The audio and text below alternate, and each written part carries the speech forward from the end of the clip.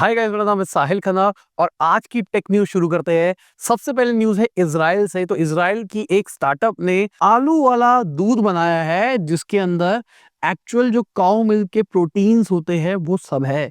Casein की बात करके चलो, और भी जो जो एलिमेंट्स होते हैं वो भी उसके अंदर दिखाई दे रहे हैं। और ये बहुत ही बड़ा गेम चेंजिंग रेवोल्यूशन हम कह सकते हैं। जो आलू है वो थोड़े जेनेटिकली मॉडिफाइड है। अब उसका साइड इफेक्ट क्या होगा पता नहीं, बट पिछले कुछ टाइम से हम देख रहे हैं कि जितनी भी क्रॉप्स होती है उसको जेनेटिकली मॉडिफाई किया जा रहा है। कई जगह पे ईल्ड प्रोडक्टिविटी बढ़ाने के लिए किया जा रहा है, कई जगह पे उसका यूज केस कम करने के लिए या यूज केस बदलने के लिए यूज किया जा रहा है। जैसे मुझे याद है हम सोया लिसिंग का काम करते हैं, उसमें जो सोयाबीन होता है वो जीएमओ यूज किया जाता है। अब यहाँ पे समझने की कोशिश करो, आपको कैटल्स को एक्सप्लॉइट नहीं करना पड़ेगा दूध निकालने के लिए।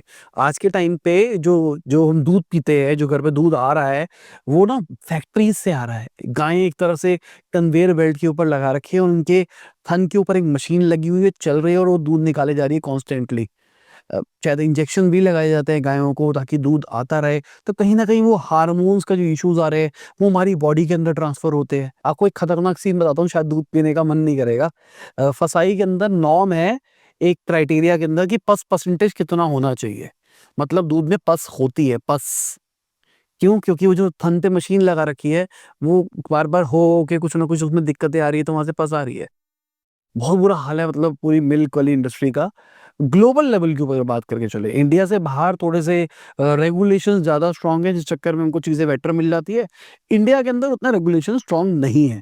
अब अगर ये आलू वाली चीजें आ जाएगी तो आपको एक अच्छे तरीके से दूध मिल पाएगा जो आपको दूध के न्यूट्रिशन भी देगा। बट क्या ये long term side effect create कर सकता है, ये एक बहुत बड़ा सवाल है। क्योंकि जीएमओ वाली जो चीजें होती है ना वो बहुत जगहों के ऊपर बैन टाइप्स भी होती है। और भाई फ्यूचर के अंदर मान के चलो पोटैटो चीज भी आएगी। मतलब आलू से बनी हुई चीज, मजे है भाई। बाकी रिसर्चर्स ने एक और ब्रेन इम्प्लांट बनाया है जिसकी वजह से एक औरत जो बोल नहीं पाती थी स्ट्रोक की वजह से, उसको वॉइस दे दी गई है। मतलब उसको एक तरह से कंप्यूटर दे दिया गया है। वो सोच रही है जो बोलना चाहती है, कंप्यूटर उसको बता पा रहा है थैंक्स टू एआई। 47 ईयर की इनकी उम्र थी और ये पिछले 18 साल से बोल नहीं पा रही थी। अब एआई की वजह से ये रियल टाइम में बोल पा रही है। हाँ, वर्ड्स पर मिनट अभी लिमिटेड है। धीरे धीरे टेस्ट करके इस टेक्नोलॉजी को बढ़ाया जाएगा तो वर्ड्स पर मिनट बढ़ा दिए जाएंगे, 100 तक ले जाएगी फ्यूचर के अंदर। अभी 50-60 के आसपास है, किसी किसी केसेस के अंदर ज्यादा भी दिखाई दी है। और यहाँ पर वॉइस भी एक्चुअल यूज करी गई है, मतलब उनकी रियल वॉइस यूज करी गई है। उसका सैंपल यूज करके उन्हीं की वॉइस जनरेट हुई है। अब सोचो यार ये कितना लोगों की मदद कर रहा है। और हाँ, वीडियो में आगे जाने से पहले आपको याद देना चाहूंगा, अपने लाइक का बटन नहीं दबाया, लाइक का बटन दबा दो, चैनल को कर दो सब्सक्राइब, बेल आइकन भी दबा दो अगर नहीं दबाया हुआ है, ताकि जब भी हम वीडियो डालें आपके पास में नोटिफिकेशन पहुंच जाए और हमारे चैनल को ग्रो होने में हेल्प मिले। Thank you. बाकी जेनेटिकली मॉडिफिकेशन की बात करके चले तो मॉस्किटो को भी जेनेटिकली मॉडिफाई किया गया है और फ्लोरिडा के अंदर उसको पहली बार रिलीज भी कर दिया गया है। जो मच्छर डेंगू चिकनगुनिया वगैरह जैसी बीमारियां फैलाते हैं ना, तो उन मच्छर को जेनेटिकली मॉडिफाई करके तकरीबन 750 मिलियन मेन मॉस्किटोज को छोड़ दिया गया है। तो कहानी क्या है, ये जो मॉस्किटोज हैं, ये मॉस्किटोज जिस भी फीमेल के साथ में रिप्रोड्यूस करेंगे, अगर फीमेल ऑफस्प्रिंग आएगा तो वो मर जाएगी, अगर मेल आएगा तो उसके पास में भी इनके जैसे ट्रेट होंगे, जिसकी वजह से मेल मेल मेल मेल रहेगी और फीमेल खत्म होती चली जाएगी, धीरे धीरे उनकी प्रजाति खत्म हो जाएगी। तो क्या ये चीज सही है? जेनेटिकली मॉडिफाई करके आप किसी एक पूरी सिविलाइजेशन को, मैं कहूंगा क्योंकि मछली भी सिविलाइजेशन है, आप डिस्ट्रॉय कर रहे हो, खत्म कर रहे हो। अब अगर एनवायरमेंटल ग्रुप की बात करके चले तो उनका कहना है हाइब्रिड जो मच्छर है उसका एक और बड़ा ड्रॉबैक आ सकता है जो अभी तक नहीं सोचा जा रहा, वो है उनके ऊपर इंसेक्टिसाइड्स काम नहीं करेंगे। ऑल्दो इनको ईपी और एफडीए से बहुत सारे रिव्यू के बाद में अप्रूवल तो मिल गया है और करंटली इसकी टेस्टिंग भी चल रही है। बाकी एक और रिसर्च कंडक्ट करी गई है जिस पे मुझे लगता है कि मैं बहुत ज्यादा बिलीव करता हूँ कि जो वुमेन्स है वो मेन से ज्यादा लिसन करती है, मतलब उनकी कान में सुनने की क्षमता ज्यादा है। जिनकी शादी हो चुकी है वो इस बात को समझ पाएंगे और अब रिसर्चर्स ने भी इसके ऊपर पैसा खर्च करके पता लगाया है। मुझसे पूछ लेते मैं आपको पहले बता देता। रिसर्च के हिसाब से वुमेन की कान की सेंसिटिविटी 2 डेसिबल ज्यादा है मेल के कंपैरिजन के अंदर। 750 पार्टिसिपेंट्स के ऊपर एक्सपेरिमेंट किया गया 13 कंट्रीज से। जहां पर देखा गया वुमेन हमसे ज्यादा बेटर सोच सकती है। बाकी मेरे घर वालों ने भी रिसर्च कंडक्ट करी होगी, मेरे हिसाब से रिलीज नहीं करी गई, शायद इतनी कॉमन थी। बाकी चाइना वालों की बात करके चले तो उन्होंने नई वैक्सीन बनाई है जो कि कैंसर से 150 गुना इम्यूनिटी दे सकती है। बहुत बढ़िया चीजें हो रही है भाई टेक्नोलॉजी की दुनिया के अंदर देखा जाए तो। एक जगह पे एआई ब्रेन सही कर रहा है, लोगों को चला पा रहा है, ये कर पा रहा है, वो कर पा रहा है। दूसरी साइड पे वैक्सीन्स के ऊपर काम हो रहा है, बीमारियों को खत्म करने की कोशिश करी जा रही है। मजा आ रहा भाई। बाकी एक और रिसर्च कंडक्ट करी गई जहां पर देखा गया जो लोग मैराथन में भागते हैं ना, एक टाइम के बाद में अगर उनकी बॉडी को एनर्जी नहीं मिल पाती, ब्रेन को एनर्जी नहीं मिल पाती, तो ब्रेन अपने आप को खुद खाना शुरू कर देता है। ये इफेक्ट टेम्परेरी हो सकता है, लॉन्ग टर्म अभी पता नहीं है, अभी रिसर्च चल ही रही है, बट ये टेस्ट करा गया जहां पर ऐसा देखा गया। और सिंपल सी बात है, ब्रेन को चलने के लिए एनर्जी चाहिए भाई। अब वो बॉडी को कैसे बताएगा रुक जा रुक जा रुक जा, तो वो ब्रेन की ऐसी एक्टिविटीज को कम कर देगा जिसकी वजह से मोटर स्किल्स, रिफ्लेक्सेस वगैरह कम होते हुए दिखाई दे, ताकि सिग्नल मिले। आपने स्लीप पैरालिसिस का नाम सुना होगा शायद। स्लीप पैरालिसिस क्या होता है, जब हम सो रहे होते हैं और यहाँ पे हाथ रख के सोते हैं तो हमको ऐसा फील होता है कि रात को कोई भूत आया, उनको दबा रहा है, हमारा गला दबा रहा है, ऐसा कुछ कर रहा है। तो बेसिकली वो ब्रेन का एक फंक्शन है जहां पर वो आपको उठाने की कोशिश करता है कि भाई ढंग से सांस नहीं आ रही है, ऑक्सीजन की दिक्कत आ रही है, उठ जाए एक बार। तो इसी तरीके से हमारा ब्रेन बहुत स्मार्टली सोचता है। अब लॉन्ग टर्म अगर इसका इफेक्ट है तो भाई बहुत ही बुरी चीज है। मैंने तो कभी मैराथन भागी नहीं है, मैं तो इन चीजों से दूर हूँ भाई। मेरे को तो मजा आता है खाओ पियो जिंदगी जियो में। बाकी जो भागते हैं उनके ऊपर पता लगेगा। डेटा सेट भी छोटा है, 10 लोगों के ऊपर ये एक्सपेरिमेंट किया गया है, बट कुछ तो निकल के आया है। बाकी एक और रिसर्च कंडक्ट करी गई है जो कि मेरे हिसाब से बहुत बड़ी गेम चेंजर हो सकती है। जो लोग डिप्रेशन से जूझ रहे हैं ना, अगर उनको लाफिंग गैस दी जाए, लाफिंग गैस आपने बहुत बार सुना होगा, शायद देखा भी होगा कई शोज के अंदर जहां पर वो हवा लेते हैं, उसके बाद उनकी आवाज चेंज हो जाती है। तो लाफिंग गैस से डिप्रेशन खत्म हो सकता है।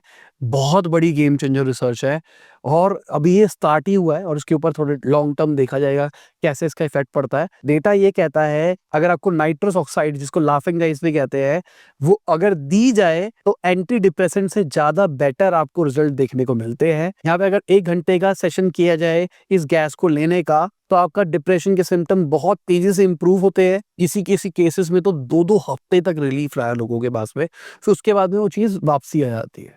तो मतलब दवाई भी इसी तरीके से कर रही है, बट एक फेज से निकलने के लिए एक बढ़िया ऑल्टरनेटिव है भाई। तो इस एक्सपेरिमेंट के अंदर ऐसे लोग लिए गए जिनकी एवरेज 17.5 इयर्स की डिप्रेशन एज साइकिल थी। तो 55% लोगों ने बोला है कि भाई उनको मीनिंगफुल इंप्रूवमेंट दिखाई दी है। 40% ने बोला है शॉर्ट टर्म इफेक्ट तो दिखाई दिया है। तो मेरे हिसाब से बहुत ही अच्छी चीज है। बहुत सारे लोग डिप्रेशन से जूझ रहे हैं। मेंटल हेल्थ अब लोगों को समझ में आनी शुरू हुई है और इसके ऊपर भी रिसर्च हो रही है। गुड। बाकी अगर हम 3D प्रिंटेड स्किन्स की बात करके चले तो अभी रिसर्च के हिसाब से एनिमल टेस्टिंग जो कॉस्मेटिक्स के लिए होती है उसको ये खत्म कर सकती है। बेसिकली आप क्रीम लगाते हो, मेकअप्स लगाते हो, वगैरह वगैरह लगाते हो, तो उसकी टेस्टिंग के लिए एनिमल्स को मारा जाता है। उनके स्किन के ऊपर ये सारे एक्सपेरिमेंट किए जाते हैं। बहुत सारे एनिमल्स मारे जाते हैं। आज के टाइम पे हम देख रहे हैं बहुत सारे कॉस्मेटिक्स आ रहे हैं क्रुएलिटी फ्री के नाम से। तो उसका मतलब ये है कि भाई हमने इसके लिए कोई एनिमल मारा नहीं है, किसी का नुकसान नहीं किया है, बट सदियों से चलता हुआ आ रहा था। बट अभी जो एक्सपेरिमेंट किया गया 3D प्रिंटेड स्किन जो कि इंसान की स्किन की तरह एक्ट करेगी, उसकी कुछ लाइफ होगी, उसके ऊपर टेस्ट करके देखा जाएगा किस तरीके से वो रिएक्ट करती है स्किन के ऊपर। बहुत ही अच्छी चीज़ है मेरे हिसाब से, बहुत ही नोवेल आइडिया है। बाकी चैट जीपीटी की बात करके चले तो जो उनका इमेज जनरेशन मॉडल आया है, लोग उसको मिसयूज करने से नहीं रुक रहे हैं। आधार कार्ड जनरेट कर रहे हैं बहुत सारे लोगों का। ऑल्दो अभी चैट जीपीटी में अपडेट आ गया है, मैं ट्राई करके देख रहा था जब मैंने न्यूज़ पढ़ी कि भाई क्या हम बना सकते हैं, तो नहीं, वो कह रहा है कि भाई मैं तो नहीं बना दूंगा, आपको कॉमेडी वाला बनाना है तो बना लो। स्पूफ टाइप्स का बना के देखा तो ऐसे ही बनाया उसने, मैंने उसको 1-2 प्रॉम्प्ट मार के देखे, ऐसे ही बनाया, मतलब काम चला हुआ है, बट एक्चुअल कॉपी नहीं निकल रही। मेरा मन था ट्राई करने का कि अपना एक्चुअल आधार कार्ड दूं, फिर मैं कहा मैं क्यों दूं भाई, आधार कार्ड जैसी सेफ चीज को मैं क्यों चैट जीपीटी को अपना बताऊं। तो भाई लोग क्या कर रहे हैं, फेक पैन कार्ड बना रहे हैं, फेक आधार कार्ड बना रहे हैं, जिंदगी में मजे ले रहा है सबके सब। बाकी चैट जीपीटी 4.5 वाला जो वर्जन है, उसने लेजेंडरी टर्निंग टेस्ट को पास कर दिया है, ये बहुत बड़ी बात है।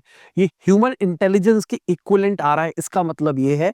बट इसका मतलब ये नहीं है कि हमने एजे अचीव कर लिया है। थोड़ा सा एक्सप्लेन करता हूँ। ये जो टेस्ट होता है, ये 3 पार्टी सिस्टम के ऊपर काम करता है, जहां पर ह्यूमन जज होता है और एक साइड पे एआई और एक साइड पे एक्चुअल ह्यूमन को डाल दिया जाता है। कॉन्वर्सेशन करी जाती है और रेट दिया जाता है कि किस तरीके से आंसर्स के रिप्लाई आ रहे हैं। अर्लियर अगर हम बात करके चले, लामा का 3.1 वर्जन 56% पे था, ओपन एआई का 4.0 वर्जन जो है वो 21% पे था, और जो अभी लेटेस्ट वर्जन है वो 73% के ऊपर पहुंच गया है। बहुत बड़ी बात है। मैं कहीं पे पढ़ रहा था, कोई कह रहा भाई एजीआई आ गया, एजीआई। एजीआई नहीं है, मतलब आप कह सकते हो ह्यूमन जैसा साउंड करने लग गया है, लिखने लग गया है। अगर आप चैट जीपीटी का 4.5 वर्जन पे स्विच भी करते हो तो वहां पे भी ये लिखा होता है कि बेटर इन राइटिंग। तो मतलब यही है कि पर्सोनाज में अच्छा है। अब फोटो के अंदर देखो, आपको समझ में आएगा। लामा का पर्सोना वाला वर्जन जो था वो पास कर रहा था 50% रेट से, अगर बात करके चले तो। बट जीपीटी 4.5 तो भाई बहुत आगे निकल गया है। बाकी लामा वालों ने अपना नया ए मॉडल भी निकाल दिया, लामा 4 के नाम से। निकलना था वो मंडे को, निकाल दिया गया वो पहले 2 दिन पहले। और कई लोगों का कहना था जल्दी क्यों करा गया। मेरा ऐसा मानना है ये बिजनेस डिसीजन था, क्योंकि डोनाल्ड ट्रम्प की नस खींची पड़ी है। वो टैरिफ लगा रहे हैं, ये कर रहे हैं, वो कर रहे हैं, तो उसकी वजह से मार्केट में क्रैश आना था। तो फेसबुक वाले चाहते थे, मतलब मेटा वाले चाहते थे कि हम लामा को पहले रिलीज कर दे ताकि हमारी हाइप हो जाए, क्योंकि उनका जो नया मॉडल है उसमें बहुत सारी अनाउंसमेंट्स है। अभी मैं आपको आगे बताऊंगा उसके बारे में। बट आइडिया ये था कि पहले रिलीज कर देंगे, हाइप क्रिएट हो जाएगी, तो जो मार्केट में क्रैश एक्सपेक्टेड है वो हमारे ऊपर नहीं आएगा। अब इसके ऊपर एक और भी बड़ी गेम थी कि उसको टेस्टिंग भी नहीं कर पाएंगे सबके सब। सैटरडे संडे सबकी छुट्टी होती है भाई, तो जितनी भी बड़ी ऑर्गेनाइजेशंस है वो उसको टेस्ट नहीं कर पाएगी, तो उसके एक्चुअल डेटाज रिलीज नहीं हो पाएंगे कि जो उन्होंने क्लेम्स किए क्या वो सही है या फिर नहीं है। अलावा 4 वालों ने 3 मॉडल निकाले हैं, एक स्काउट निकाला है, एक मैवरिक निकाला है, एक बीमूथ निकाला है, जो कि अभी भी ट्रेनिंग के अंदर है। अब हगिंग फेस से भी ये मॉडल ले सकते हैं, और जो बड़े बड़े पार्टनर्स हैं उनके अंदर भी आने लग गए हैं। अभी के टाइम पे जो मॉडल ट्रेनिंग के अंदर है वो रिलीज नहीं किया गया, 2 मॉडल निकाल दिए गए। और सबसे बड़ा जो गेम चेंजर है मेरे हिसाब से वो है almost infinite context window. Context window मतलब वो याद रखेगा। अगर आप चैट जीपीटी से कुछ बात करते हो तो एक चैट के लेवल के बाद में वो चीज गायब हो जाती है, वो भूल जाता है। तो एआई की एक कॉन्टेक्स्ट विंडो होती है, उसको कितना याद रहता है। इससे पहले तक जो गूगल वाले थे वो सबसे आगे थे 2 मिलियन कॉन्टेक्स्ट विंडो के ऊपर। बट ये 10 मिलियन कॉन्टेक्स्ट विंडो पे आ गया। मतलब 10 मिलियन तो ऑलमोस्ट आप मान के चलो कि इन्फिनिटी है। 10 मिलियन कैरेक्टर्स बहुत ज्यादा होते हैं। इनका जो सबसे हल्के वाला मॉडल है स्काउट, वो 17 बिलियन पैरामीटर के ऊपर बना है, जिसमें 16 एक्सपर्ट्स है, 109 बिलियन पैरामीटर्स के ऊपर ट्रेन हुआ है, और 100 मिलियन टोकन का कॉन्टेक्स्ट विंडो है। और ये जो एनवीडिया का H100 जीपीयू है ना, 30-35 लाख रुपए का आता है, उसके ऊपर रन भी हो सकता है।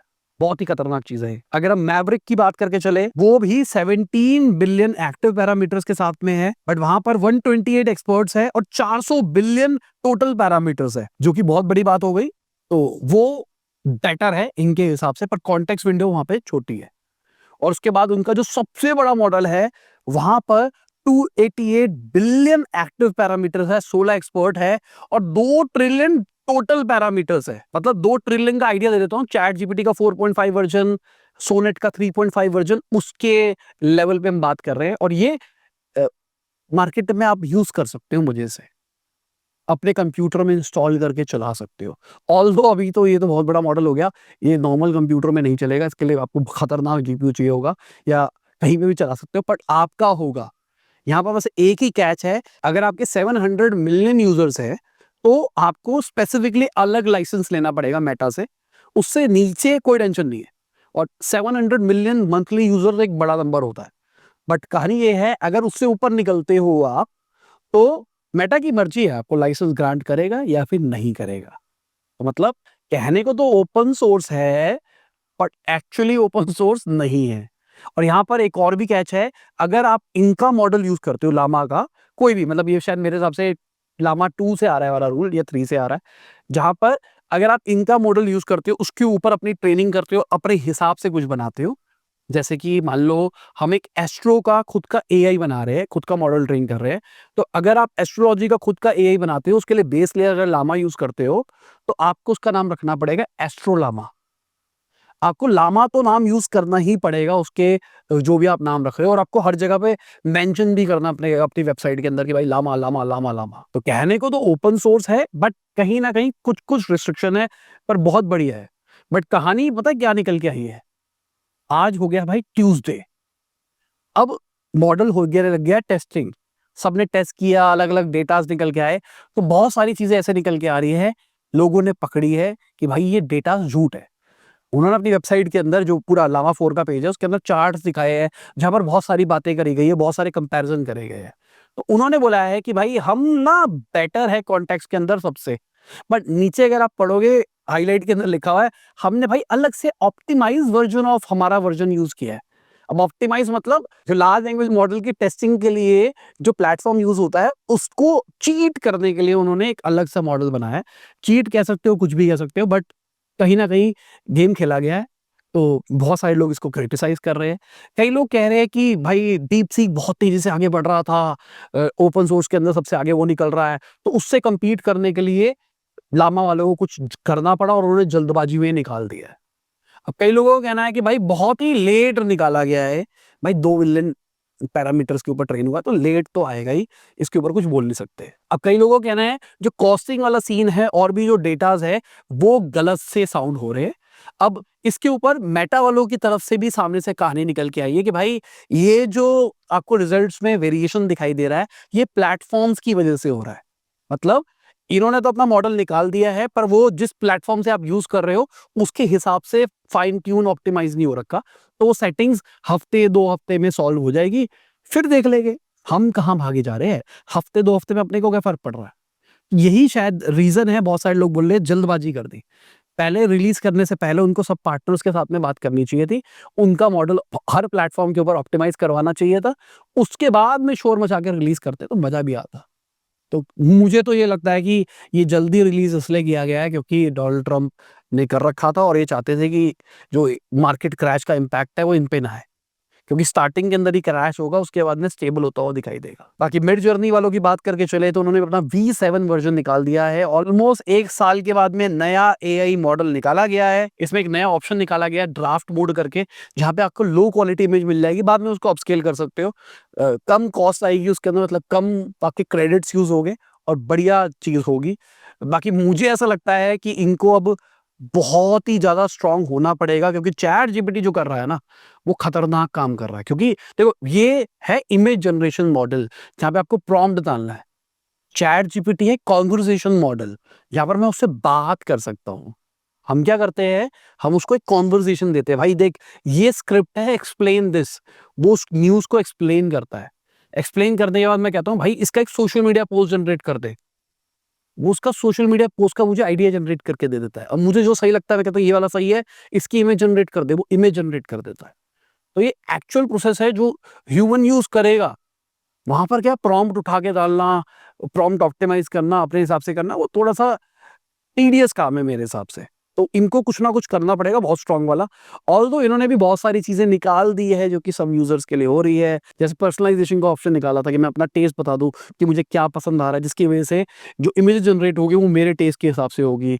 इमेज अपलोड का ऑप्शन निकाल रखा था कि भाई मैं अपनी इमेज डाल दूंगा और उसके अंदर स्पेसिफिक जगहों के अंदर चेंजेस कर सकता हूँ। कैनवा वाले भी तो ये कर रहे हैं, सबके सब ये कर रहे हैं। बाकी कैनवा का इवेंट होने वाला, लेट्स सी वो क्या करते हैं। बाकी माइक्रोसॉफ्ट वाला ने भी को पायलट का नया वर्जन निकाल दिया है, मेमोरी दे दी गई है भाई उसको, एक बहुत बढ़िया गेम करी गई है मेरे हिसाब से। ऑप्शनल है आपके पास में कि आपको वो चाहिए या फिर नहीं चाहिए। लेट्स सी यार ये पूरा कंपेनियन वाली गेम्स कहाँ जाती है, क्या माइक्रोसॉफ्ट इस लीड को आगे लेके जाएगा? देखो माइक्रोसॉफ्ट के पास एडवांटेज क्या है, उनके पास खुद का डेटा सेंटर है, खुद की चिप बना रहे हैं, अब खुद का अपना लार्ज लैंग्वेज मॉडल भी ट्रेन कर रहे हैं और खुद का ऑपरेटिंग सिस्टम भी है विंडोज के नाम से। तो उन सबको आपस में लिंक करके बहुत ही खतरनाक एजेंटिक काम किया जा सकता है। ये इनके पास में एडवांटेज है वर्सेस बाकी सारे प्लेटफॉर्म्स। बट क्या एग्जीक्यूशन पॉइंट ऑफ व्यू से सही कर पाएंगे या नहीं कर पाएंगे, ये एक बहुत बड़ा सवाल है। अगर हम यूएन की एक रिपोर्ट की बात करके चले तो उसके हिसाब से 40% जो ग्लोबल जॉब्स है वो 2033 तक डिसरप्ट होती हुई दिखाई देगी, मतलब उन पे इम्पैक्ट पड़ेगा। अब ये नहीं पता कि यार एआई करेगा क्या, क्या एज अ टूल होगा जो लोगों की एफिशिएंसी प्रोडक्टिविटी को इंप्रूव करेगा, या एक्चुअली वो ऐसा टूल होगा जो लोगों को रिप्लेस करेगा? मुझे लगता है वो जो चैट जीपीटी वगैरह चल रहा था ना, वो सब कुछ अभी क्या कर रहा है, प्रोडक्टिविटी इंप्रूव कर रहा है। अभी जो एजेंटिक फ्लो आने वाला, जो नया वर्जन चीज़ों का आने वाला है, वो एक्चुअली काम खराब करेगा। मैं आपको सीरियसली बता रहा हूँ भाई, मुझे ना ऐसा लगता है कि जो एआई की सब्सक्रिप्शंस ले रखी है, बहुत ही वर्थ इट है। अगर ये चीज़ें मेरे पास एजेंसी टाइम पे होती, शायद मुझे इतनी बड़ी टीम ना बिल्ड करनी पड़ती। शायद मैं बहुत ही छोटी टीम से बहुत ही ज़्यादा प्रोडक्टिविटी ला सकता था। क्या-क्या काम कर देता है भाई, क्या स्क्रिप्ट लिख के देता है, क्या रिसर्च करके दे रहा है, आपको क्या आइडियाज़ निकाल के दे रहा है, आपको मार्केटिंग आइडियाज़ जनरेट करने हैं, प्रोडक्ट फोटोशूट हो रहे हैं यार। अभी जो नया चैट जीपीटी का वर्ज़न आया, उसमें आप प्रोडक्ट की इमेज डालो, उसको बोलो भाई इसका प्रोडक्ट फोटोशूट बना के दे मुझे। वो आपकी इमेजेस वगैरह चेंज करके दे रहा है। सोशल मीडिया के पोस्टर्स बना के दे रहा है, और क्या-क्या लोगोस बना के दे रहा है। लोग पता नहीं क्या-क्या कर रहे हैं उससे। हाँ, वीडियो वाला थोड़ा पीछे रह गया है अभी के टाइम पे, बट पहले इमेज क्रैक होगी तभी वीडियो क्रैक हो पाएगी ना। क्योंकि वीडियो है क्या? एक सीक्वेंस ऑफ इमेजेस। अगर हम एक वीडियो की बात करके चले, 24 एफपीएस की है, बट 24 फोटोज पर सेकंड। अगर 10 सेकंड की हमको एक वीडियो बनानी है, तो उसके अंदर क्या करना है, 24 इंटू में 10, मतलब 240 फोटोज बनानी है, उसको स्टैक कर देना है। अब उसमें एक इंपॉर्टेंट चीज है, कंसिस्टेंट कैरेक्टराइजेशन, जो कि चैट जीपीटी ने क्रैक कर लिया मेरे हिसाब से। अभी रिसेंटली जो हमारा मेन चैनल है साहिल खन्ना वाला, उसमें मैंने एक वीडियो डाली जहां पर मैंने थंबनेल यूज किया, दोनों साइड पे सेम ही कैरेक्टर यूज किया।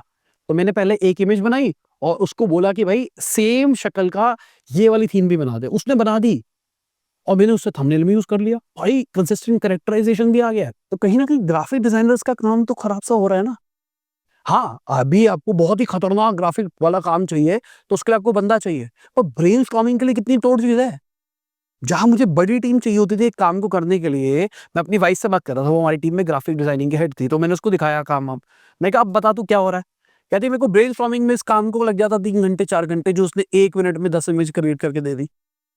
अब वो इमेजेस आ रही है, आप उसको देखो, उसके हिसाब से खुद एक नया आइडिया जनरेट कर लो। मैं ये नहीं कह रहा कि पूरा-पूरा 100% को कॉपी पेस्ट कर लो, कर भी सकते हो, बट आप उसको उठाओ, उसके अराउंड कुछ ना कुछ बिल्ड करके उस काम कर लो। जो टेम्पलेट वाला काम होता था, वो टेम्पलेट वाला काम आपको मिलने लग जाएगा। तो अगर आपने किसी को दे दिया भाई ऐसा कुछ बना के दे दे, तो आपको एक बहुत ही खतरनाक डिजाइनर नहीं चाहिए। आप एक मीडियोकर बंदे से भी अच्छा काम करवा सकते हो, या मैं कहूँगा एक मीडियोकर बंदा भी बहुत अच्छा काम कर सकता है यूजिंग एआई। बाकी अभी माइक्रोसॉफ्ट का जो इवेंट था, वहाँ पे सत्या नडेला या बिल गेट्स की बात करके चले, सबने एक इंपॉर्टेंट बात बोली कि उन्होंने एक सबसे बड़ी बिगेस्ट मिस्टेक करी है माइक्रोसॉफ्ट में। अगर बात करके चले, मोबाइल ऑपरेटिंग सिस्टम को बंद कर दिया। विंडोज फोन आया करते थे और उनको वो बंद नहीं करने चाहिए थे उनके हिसाब से। अगर वो रहते, चलते रहते, तो अभी मोबाइल, टैबलेट वाला जो इकोसिस्टम हुआ है, वो उसके अंदर अच्छा स्टेप इन कर सकते थे। मुझे भी लगता है, मैं एक विंडो यूज़र था, मेरे मेरे पास में नोकिया का लूमिया 1920 हुआ करता था। इनफैक्ट जब ये यूट्यूब चैनल शुरू किया था, उसकी स्टार्टिंग की जो वीडियोज़ भी थी ना, वो मैं लूमिया से रिकॉर्ड करता था।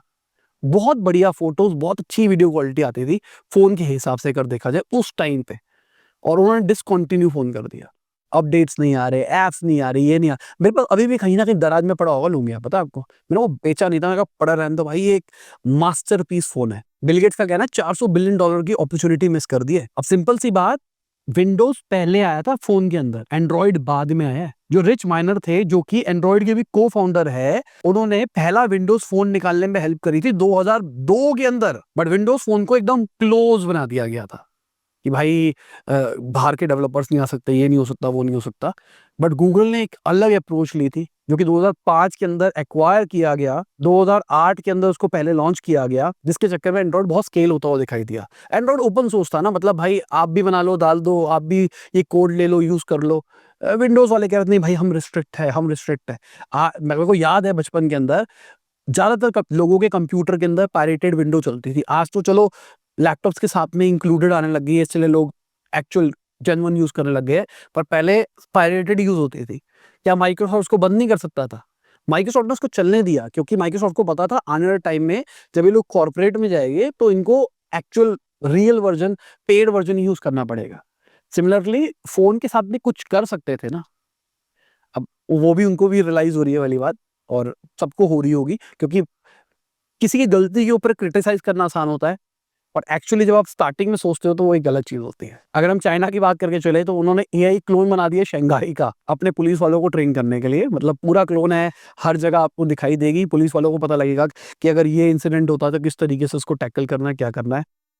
एआई का इसको कहते हैं स्मार्ट यूज। बाकी चाइनीज गवर्नमेंट एआई को मैंडेटरी कर रही है स्कूल के अंदर, और बहुत इंपॉर्टेंट चीज है, मेरे को लगता है हमारे इंडिया के स्कूलों में भी करना चाहिए।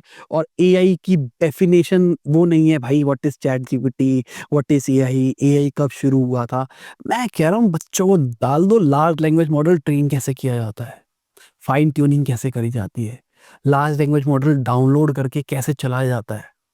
जो एनवीडिया के लेटेस्ट जीपीयूज हैं वो हर स्कूल में मैंडेटरी कर दो। स्कूल का खुद का लोकल जीपीयू होगा जहाँ पर वो खुद के मॉडल्स बच्चे बनाएंगे, खुद के मॉडल्स ट्रेन करेंगे। ये करो ना, मजा तो फिर आए। आज के टाइम में स्कूल की फीस तो कम है नहीं, इतनी इतनी फीसें। मेरी बेटी एलकेजी में आई है, नर्सरी भी पार करके, और उसकी फीस 31,000 रुपए गई है भाई पहले महीने की, मतलब नई जो क्लास होती है। वो मजाक नहीं है ना भाई, इतनी इतनी फीसें तुम एक एक महीने की अगर ले रहे हो, प्लस प्लस प्लस प्लस ऊपर के जो खर्चे हैं वो अलग है। अगर आप इतने ले रहे हो और इतने सारे बच्चे आपके स्कूल में हैं, तो आप तो इन्वेस्टमेंट कर ही सकते हो ना यही के लिए, तो मैंडेटरी कर दो। इनफैक्ट बड़े स्कूल्स तो कर ही सकते हैं इस चीज को, और इसके लिए ढंग के बंदे लेके आओ जो सिखाएंगे। वही टीचर्स नहीं सिखा सकती, जो एक्चुअली प्रैक्टिशनर्स हो गए उनको बुलाओ, कुछ करिकुलम बनाओ।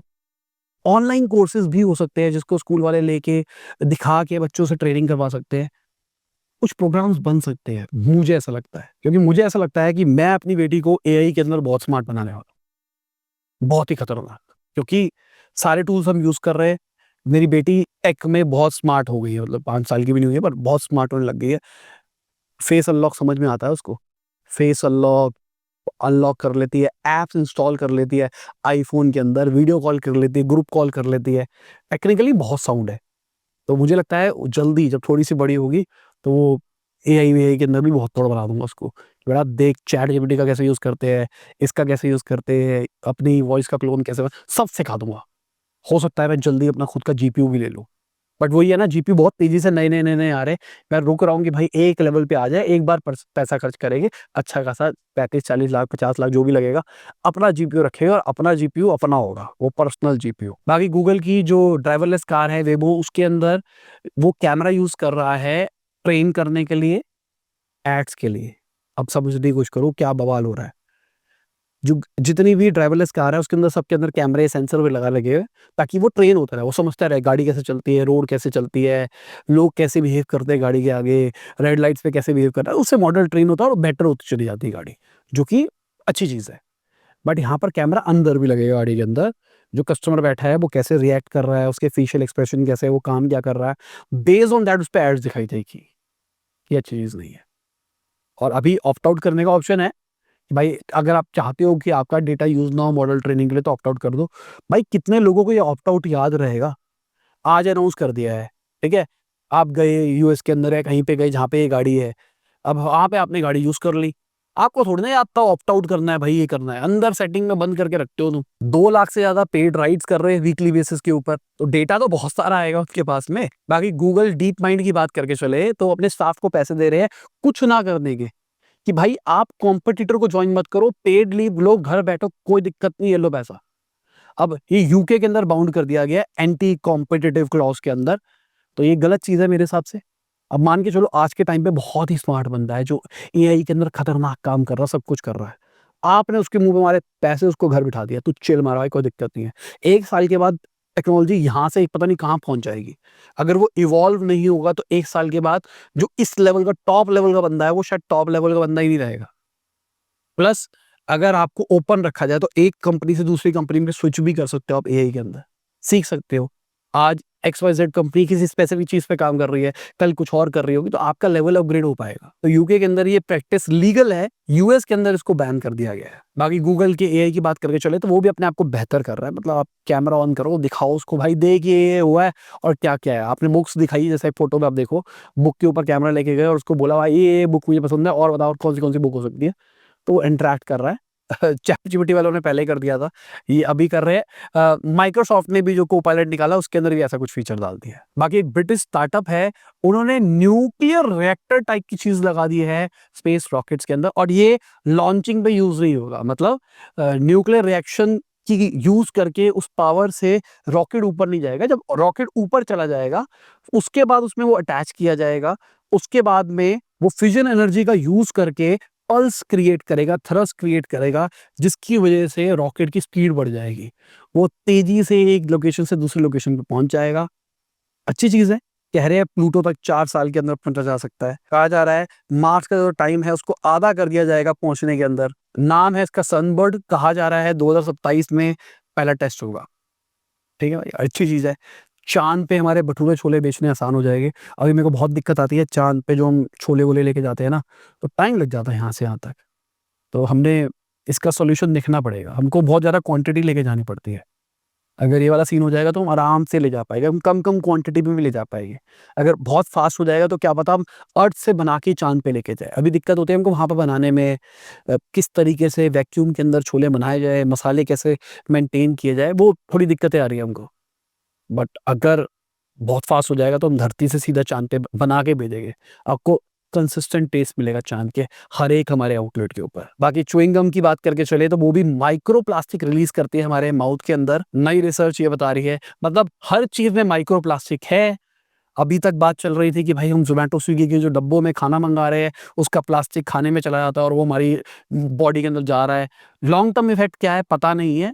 ऐसा माना जाता है ब्रेन फॉग आती है, ब्रेन एक्टिविटीज़ में फ़र्क पड़ता है, ऐसा माना जाता है, बट लॉन्ग टर्म अभी तक किसी ने इस पे डीप रिसर्च नहीं करी है। बट च्युइंग गम तो हम बचपन से खा रहे थे, तो मतलब बहुत सारा माइक्रो प्लास्टिक तो सब में है। ये अभी अर्ली एज वाले बंदे नहीं, वो 1970 से लोगों के अंदर माइक्रो प्लास्टिक है। च्युइंग गम तो बहुत पहले आ गई थी, तो शायद उतना नेगेटिव इफ़ेक्ट ना भी हो माइक्रो प्लास्टिक्स का। बाकी इसी के साथ में आज की ये टेक न्यूज़ खत्म होती है। उम्मीद करता हूँ आपको मज़ा आया होगा। लाइक कर देना, शेयर कर देना, सब्सक्राइब कर देना याद से, और बेल आइकन भी दबा देना। बाय, गुड नाइट, शब खुदा हाफ़िज़, गुड मॉर्निंग, गुड आफ्टरनून, जब भी आप वीडियो देख रहे हैं। जय हिंद, वंदे मातरम, दुआ में याद रखना।